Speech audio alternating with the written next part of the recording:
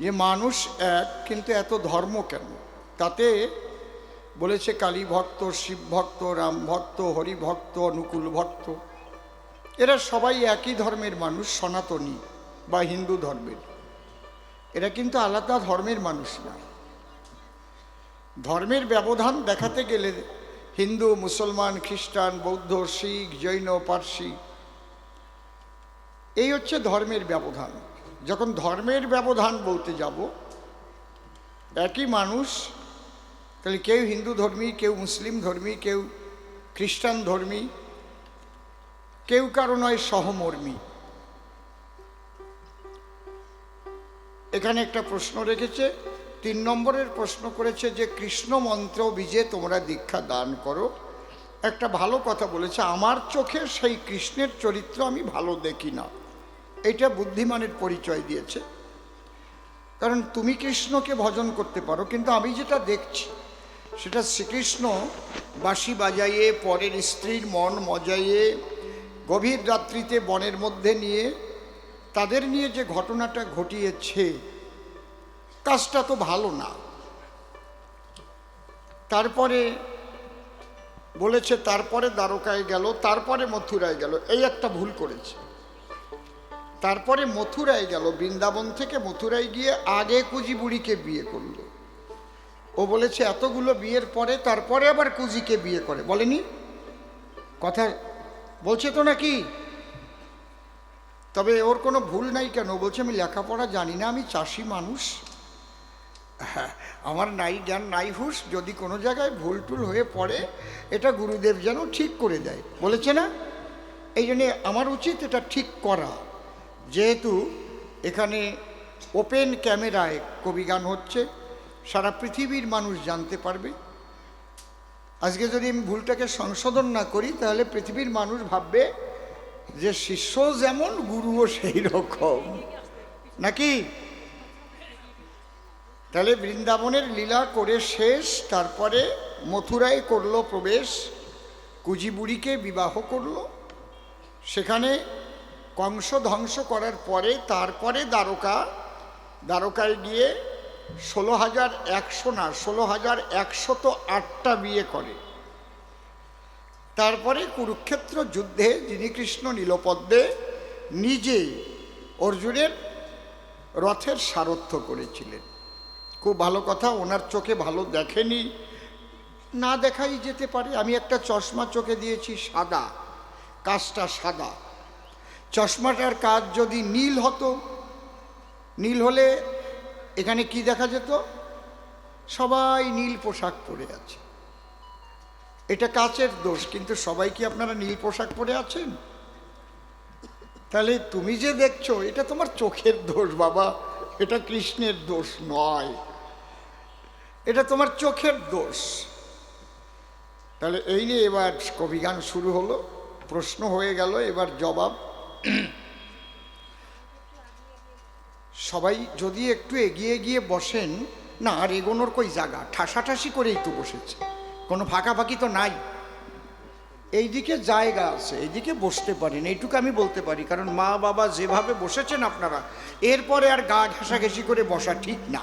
তো এই মাঝখানে একটু ফাঁকাফাঁকি আছে, একটু মাখামাখি করতে পারেন, ওটা আপনার মানসিকতার নির্ভর করে, তাই না? অনেকে আবার একজনের গায়ের গন্ধ সহ্য হয় না, আছে না? ঠিক না? আবার ও বলছে অনেকের গায়ের গন্ধ বেশিও হয়। আরে গায়ের গন্ধ সহ্য করা যায়, যদি পাইয়ে দেয়, আরে কপাল রে! আমার না এসব বাজে কথা ভালো লাগে না, আমার লজ্জা করে কেমন, সত্যি বাবা। প্রথমেই আমার গল্প একটা মনে পড়ছে, আমি না বলে পারবো না। একজনের বাড়ি টাউনে, বিয়ে করেছে ডাউনে, ডাউন মানে গ্রাম। তা শ্বশুর বাড়িতে এসেছে, নূতন জামাই যদি শ্বশুর বাড়ি আসে সবাই তো ভালোবাসে। আর ওই গ্রামে যারা বসবাস করে, ওর শ্বশুর বংশ অধিকাংশ, ওর শ্বশুর, ওর জ্যাঠা শ্বশুর, ওর কাকা শ্বশুর, ওর পিসিয়ে শ্বশুর, ওর মেশিয়ে শ্বশুর, ওর শ্বশুরের শ্বশুর, তস্য শ্বশুর। তা এমন খাওয়া খেয়েছে, খাসির মাংস, পাঁঠার মাংস, কচ্ছপের মাংস, দেশি মুরগির মাংস, ককের মাংস, প্রচণ্ড খাওয়া খেয়েছে। কিন্তু একটা জিনিস একটু ভুল করে ফেলেছে, ওই কলাইয়ের ডালটা খেয়ে ফেলেছে। ওটাকে আপনারা কলার ডাল বলেন তো নাকি? তেল তেলে একদম ক্যালক্যাল করে নিচে নেমে যায়। কলার ডাল বলেন তো না কি বলেন? কেউ বলে বিউলি, বলে না? তো যখন বাড়ি যাচ্ছে মিনি বাসে উঠেছে, মিনি বাসে উঠেছে, পেটের মধ্যে ভীষণভাবে বদহজম হয়ে গ্যাস ফর্ম করে গেছে। কারণ গ্যাস উপরের দিকে উঠলে তো হার্ট অ্যাটাক করে। ভাগ্য ভালো, ওর নিচের দিকে পাসিং হতে আরম্ভ করলো। বুঝতে পারছেন ব্যাপারটা কি? অতগুলো জিনিস পচার পরে কি জিনিস তৈরি হয়েছে পেটের ভিতরে একটু ভেবে দেখেন। যখনই বাসে ব্রেক করছে আর ওর পেটে গিয়ে আর একজনের পিছন দিকটা চাপ লাগছে,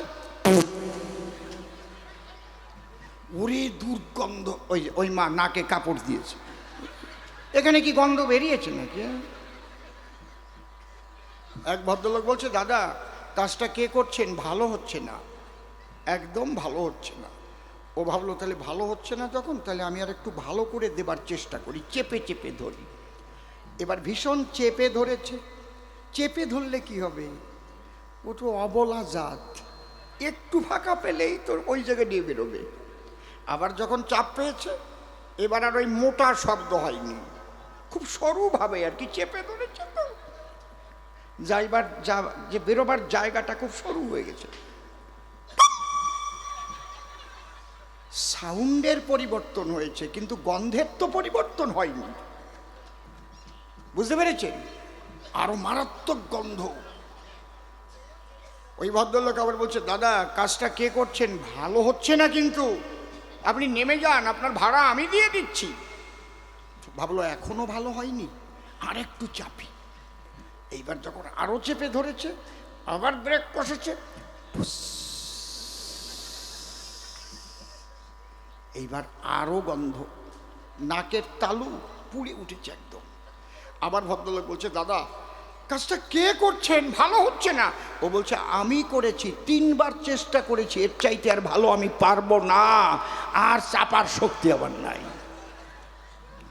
তো অনেকে যা চাপা চেপেছে, ওর চাইতে আর চাপার জায়গা নাই। জয় রাধে, হরি বল। তার গানটা আগে গেয়ে নেই, তারপরে তার প্রশ্নের আমি জবাব দিই। Hello hello, monitor monitor. জয় রাধে, জয় রাধে, জয় রাধে, চেক। হ্যাঁ,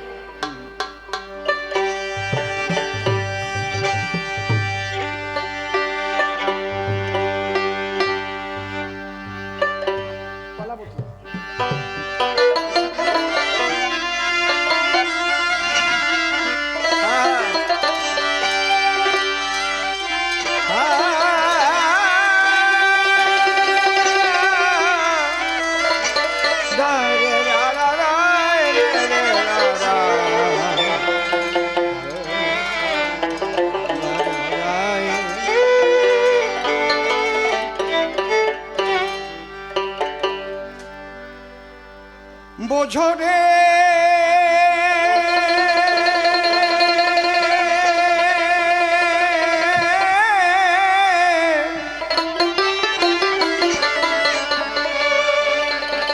বোঝো রে,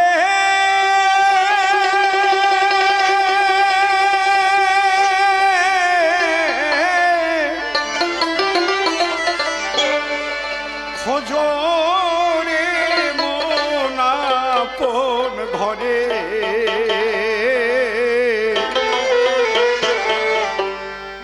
মানুষ কঞ্জনা রে মন, মানুষ কঞ্জনা। খুব ভালো কথা বলেছো বাবা। তোমরা ফসল ফলাও বীজের দ্বারায়, মানুষ তাতে বেঁচে থাকে। তোমরা দেহের খাবার জোগাড় করো, এটা ঠিক, কিন্তু দেহ ছাড়া মানুষের মধ্যে যে একটা আত্মা আছে, মানুষের মধ্যে যে একটা মন আছে, সেই আত্মা আর মনের খাবারটা কি সেটা কি জানো বাবা? তা তুমি জানো না বাবা, তা তোমরা তৈরি করতে পারো না। সেটা তৈরি হয় একমাত্র হরিনাম কৃষ্ণ নাম প্রেমের দ্বারাই। প্রেমের খাদ্য আত্মা খায়। আর সে আত্মাকে যদি জানতে চাও তাহলে সদ্গুরুর আশ্রয় নাও। তুমি যত কথা বলেছো এটা অনেক নিম্নমানের, এটা দেহের কথা বলেছ। আমি স্বীকার করি তোমরা চাষিরা দেহের খাবার জোগাড় করো, কিন্তু আত্মার খাবার তোমরা জোগাড় করতে পারো না। তাই যদি পারতে তাহলে আজ মানুষ কবি গান শুনতে আসতো না, মানুষ হরিনামের আসরে যেত না, মানুষ ভাগবত শুনতে যেত না, মানুষ সাধুগুরু সঙ্গ করতে যেত না। সেখানে গেলে আত্মার খাবার হয়, মনের খাবার হয়। ঠিক না বেটি? বলুন আপনারা। আপনারা তো ভাত খেয়ে ঘুমিয়ে পড়তে পারতেন। তাহলে দেহাতীত সত্তা আত্মা, তাকে জানার কি পদ্ধতি আছে? এটা পাওয়া যায় সদ্গুরুর কাছে, সাধুগুরুর কাছে। এই যে হাড়ে মাংসে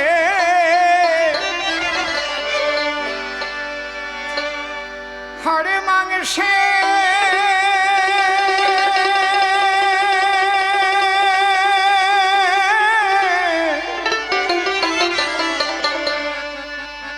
হাড়ে মাংসে জোড়া দেওয়া। আরে এই যে হাড়ে মাংসে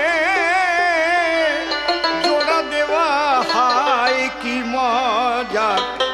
আরেকটুরি ভাই, ঘরে খানা মানুষ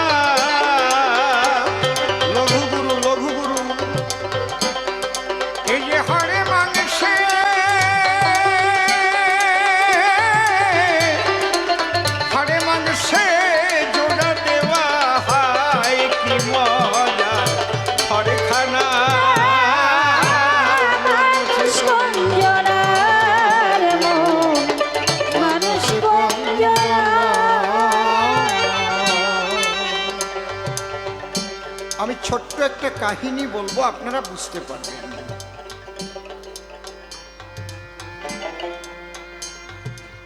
এক ভদ্র মহিলা, খুব সুন্দর করে দেখে নাও সব কয়টা, দেখে নাও সব কয়টা, শুধু বাজাবে না, দেখে নেবে।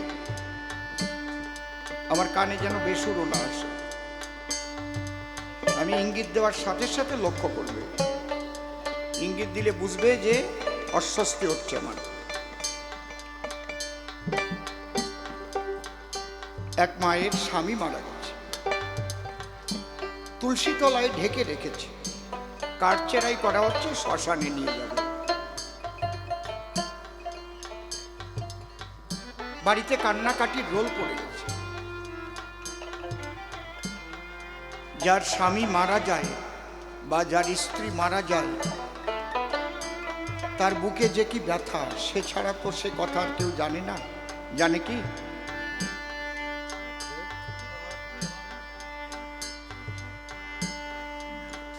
খুব কাঁদছে, আমাকে ফেলে চলে গেলে।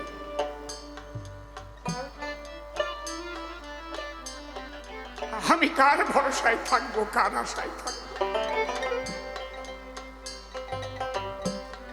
এখানে যে মায়েদের স্বামী চলে গেছে, ওই যন্ত্রণা টাকার বস্তা দিয়েও কিন্তু নিবারণ করা যায় না। খুব কাঁদছে, গড়াচ্ছে, ফিট হচ্ছে।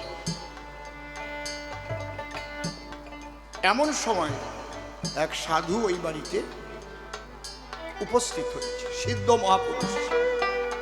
গিয়ে বলছে, মা, ও মা,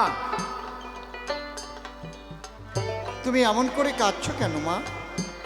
বলে, আমি কাঁদবো না, আমি কাঁদবো না তো আপনি কাঁদবেন?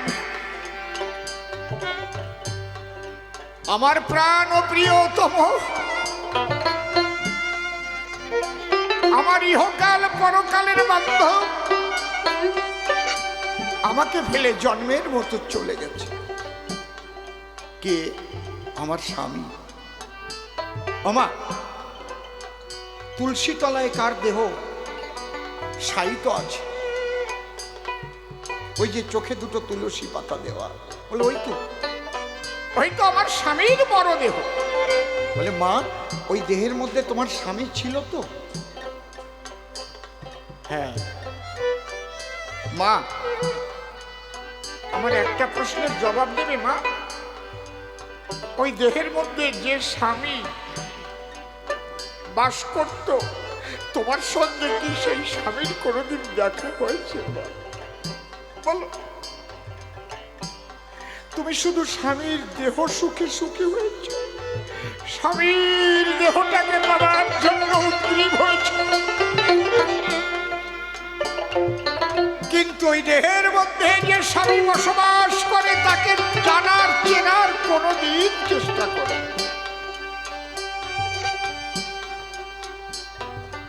মায়ের চোখের জল শুকিয়ে গেছে, তাই তো? ওমা, তুমি তোমার স্বামীকেও চেনোনি, আর তুমি তোমাকেও চেনো না।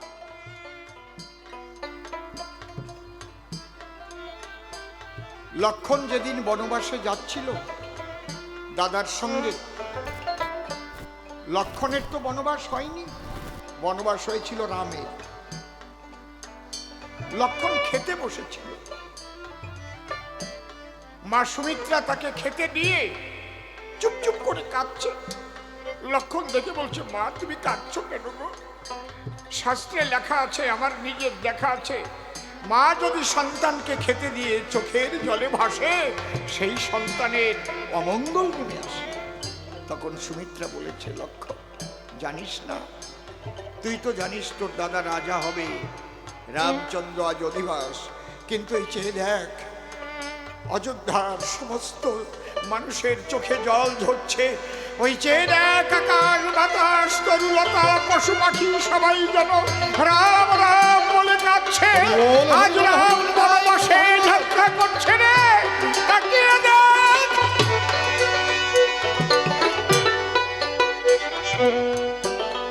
মা, দাদা বনবাসে যাচ্ছে? আমা, রাম শূন্য অযোধ্যায় লক্ষণ কোনোদিন থাকে না মা। রাম শূন্য অযোধ্যায় লক্ষণ কোনোদিন থাকে না। সুমিত্রা বলছে, তুই কি বলছিস? বলে, হ্যাঁ বলছি তো। এখানে বশিষ্ঠদেব ব্যাখ্যা করছে, যোগ বশিষ্ঠ রামায়ণে পড়ে দেখবেন জ্ঞানী জলে, যে রাম শূন্য অযোধ্যায় লক্ষণ থাকে না। এর ব্যাখ্যা কি? এই দেহ অযোধ্যা, এর মধ্যে আত্মা রাম। এই রাম যেদিন অযোধ্যা ছেড়ে চলে যায়, চোখের একটা লক্ষণ আছে, বলে না, এই তোর তাকানো লক্ষণ ভালো না, তোর মুখের কথা বলার লক্ষণ ভালো না, তোর চলার লক্ষণ ভালো না, বলে না? তাই যেদিন রাম চলে যায় অযোধ্যা ছেড়ে, সেদিন চোখ থাকে কিন্তু আর দেখতে পারে না, কান থাকে আর শুনতে পারে না, মুখ থাকে আর বলতে পারে না, পাও থাকে আর চলতে পারে না। সমস্ত লক্ষণ রামের সঙ্গে সঙ্গে চলে যায়। হরি বল।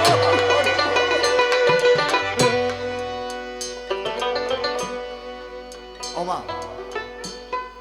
মা, এই দেহের মধ্যে যে আত্মা রাম, তাকে দেখেছো? তোমার স্বামীর সঙ্গে দেখা হয়েছে কি তোমার? আর তাকে দেখতে হলে কার কাছে যেতে হয় তা কি তুমি জানো? না সাধু বাবা, এই কথাটি কোনোদিন কেউ আমাকে বলেনি, কোনোদিন বলেনি। বেলা চলে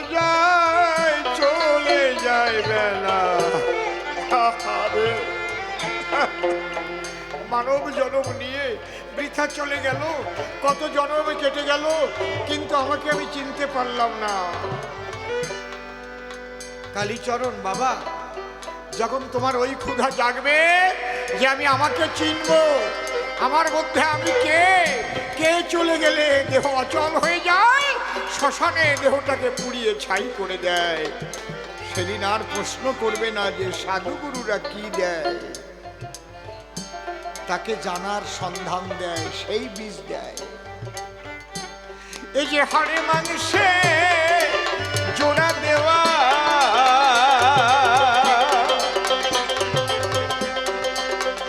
এই যে হাড়ে মাংসে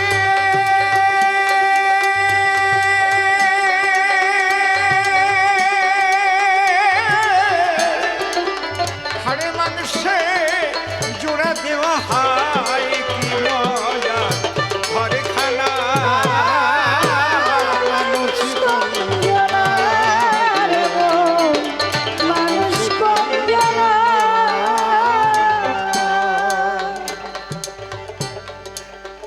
নীরব হয়ে থাকবে সে না থাকলে এই ঘরের ভিতর একদিনও তো সন্ধান করলি না।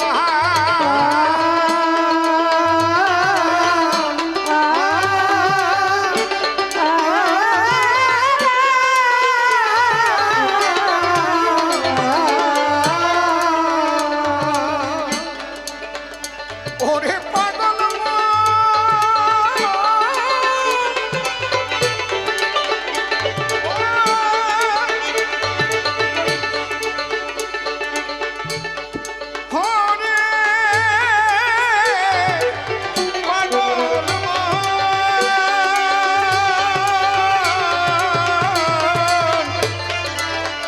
নীরব হয়ে থাকবে ঘর, সে না থাকলে ঘরের ভিতর একদিনও তার খবর করিল না।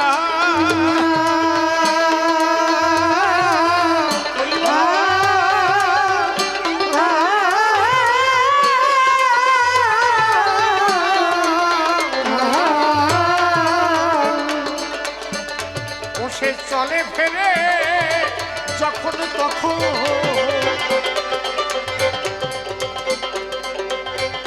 ও সে চলে ফেরে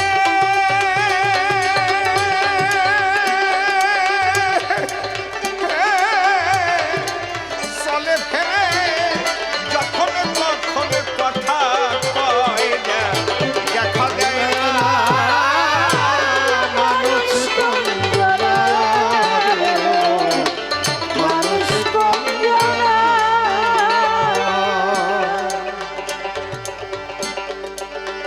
বাঁচা মরার কারণ ছাড়ি ষড়রিপু বারণ করি, এই মানুষ রতন যতন করো মনা।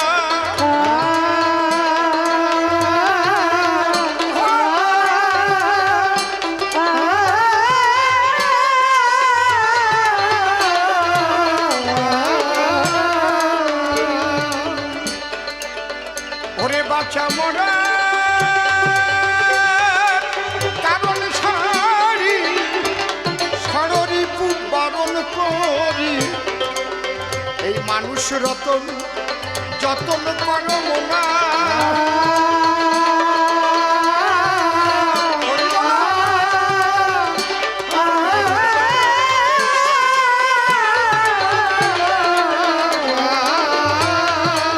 সে কোন ধামে বসত করে,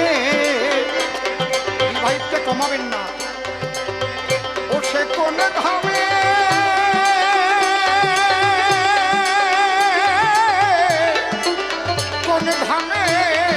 বসত করে, দয়াল গুরুর কৃপায় যায় জানা। শ্রী গুরু নিতাই গৌর প্রেমানন্দে হরি হরি বল, হরি হরি বল।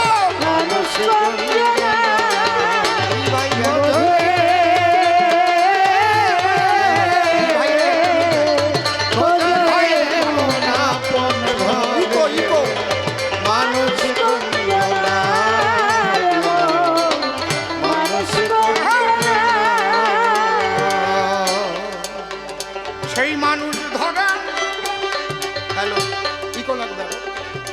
হ্যাঁ, রিভাইসটা দিন। চেক চেক লাগবে, চেক।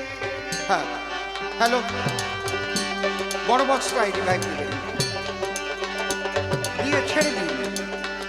মানুষ ধরা মানুষ হলে, ঠিক আছে এবার থাক। ওরে তার হুকুমে মানুষ চলে, তোমরা পেলে কারে করো ভজনা।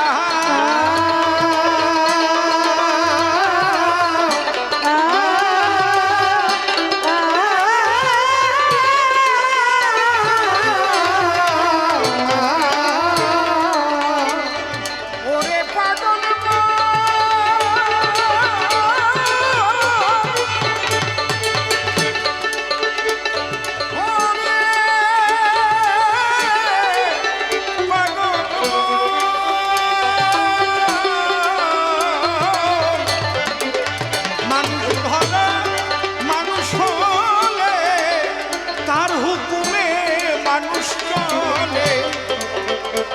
পেলে করে করো ভজনা।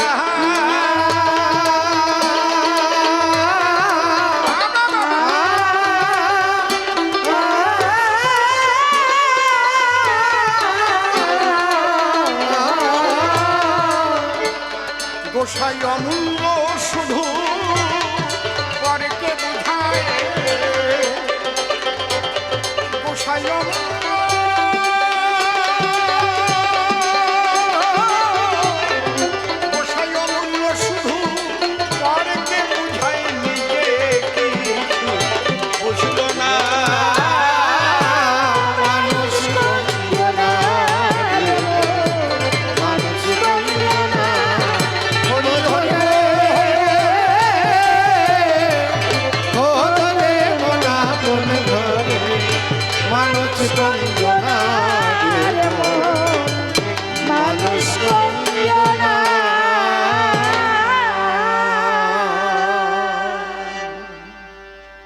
শ্রীগুরুর শ্রীপাদ পদ্ম হৃৎপদ্মে করে আরাধ্য শুদ্ধ চিত্তে প্রণতি জানাই।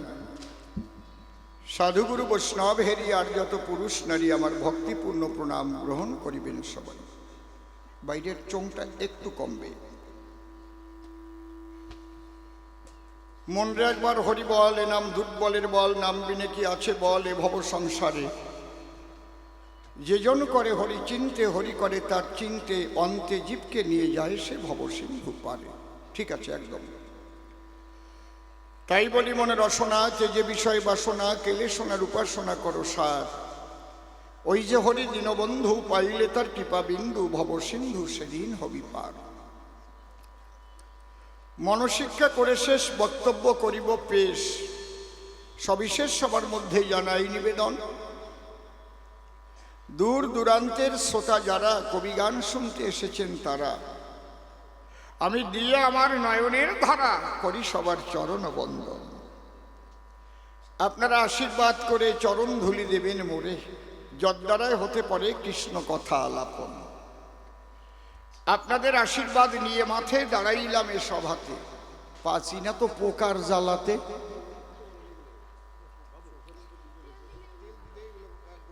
এখানে পানে তেল মেখে দিয়ে দেন, দেখবেন সব পোকাই পানে বসে যাবে। বা কলার পাতায় তেল মেখে দিয়ে দেন। কলার পাতা কো, কলার পাতা, কলার পাতা যদি পারেন দেন, না পারেন আমি 2-4 কামড় খাই, আর কি করব। কামড়ালে তো সহ্য করা যায়, নাকের মধ্যে চোখের মধ্যে ঢুকে গেলে কি হয়। সুন্দর হয়েছে সভা, সভাখানা মনোলোভা, বসেছেন যেন দেবী দেবা। বারে বারে আমি সবাইকে করি প্রণাম দান। এত সুন্দর সভা দেখে বড় শান্তি জেগেছে আমার বুকে। আপনারা আমাকে আশীষ করবেন দান। এইবার অসীম সরকার নামটি ছাড়ি,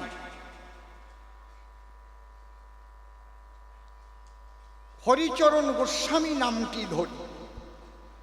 কবির পাল্লা করিবার দায়, দাঁড়াইলাম এ সভাতে আমি আজ জোর হাতে। আগেই প্রণাম করি সেই হরিচরণ গোস্বামীর রাঙা পায়। তবে সুন্দর সুন্দর মুখের ভাষা নাম নিয়েছে কালীচরণ চাষা বা চাষি বলে দিয়েছে পরিচয়। চাষি কবু মন্দ নহে, এ কথা বিশ্ববাসী কহে। আমিও চাষির চরণে প্রণাম করি দান। এই জগতে চাষি যারা চাষবাস করে তারা মাঠে ফলায় ধান।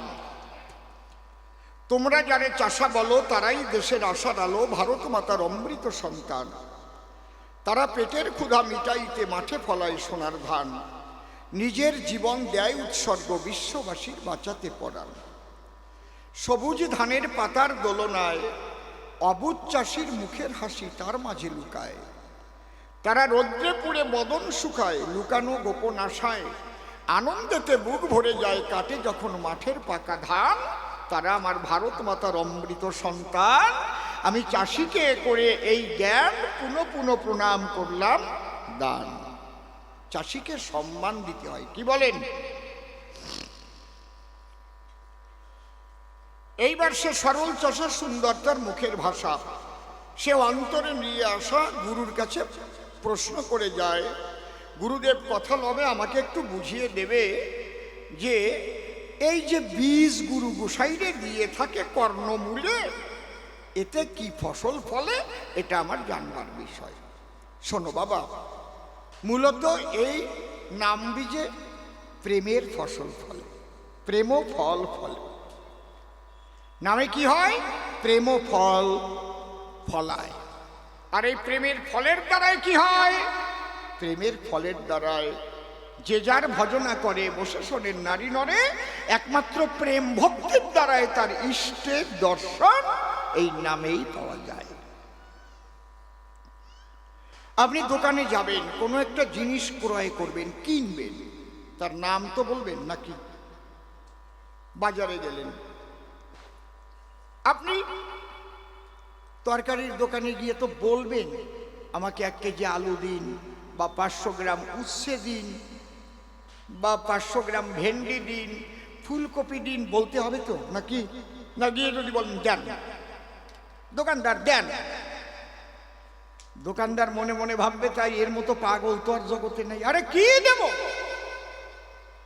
তাহলে নাম বস্তুকে নির্দেশ করে, ব্যক্তিকে নির্দেশ করে। তুমি যদি কালীকে চাও তাহলে কালী বীজে দীক্ষা নেও।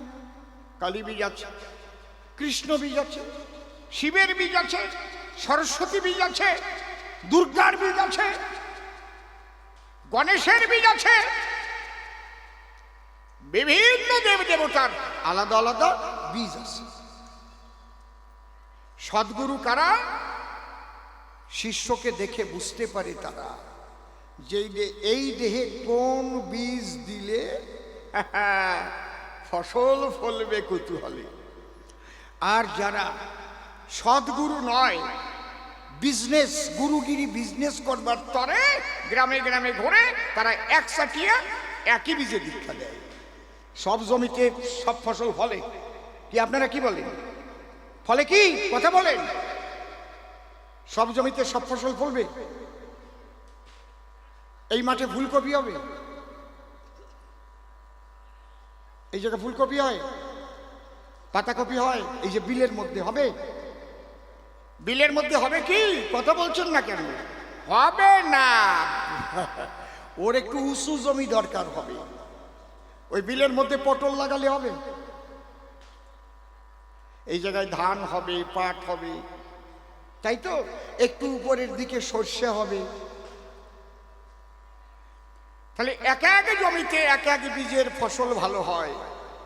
এই জগতে চাষি যারা এ কথা ভালো জানে, তারা সেই ধরনের চারা তৈরি করে তখন সেই ফসল জন্মায়। ঠিক সদ্গুরু যারা শিষ্যকে দেখে বুঝতে পারে তারা। এই জন্যে তত্ত্বের ঘরে আপনারা করেছেন শ্রবণ কি? শিষ্যের হবে কর্ণজনী, গুরুর জিহুবা লিঙ্গখানি, নিষ্কামেতে করিবে রমণ। হরিনামের বীর্য ফুটা পূর্ণ হবে মণিকোঠা, চিত্রানিতাই করবে আস্বাদন। সেই গর্ভে পুত্র হলে জ্ঞান নামক পুত্র মিলে, সেই পুত্র লঙ্বে উচ্চারিয়া কুণ্ডলিনী চেতন করে জীব নিয়ে সহস্রে পরা শিবে দিবে মিলাইয়া। জয় রাধে।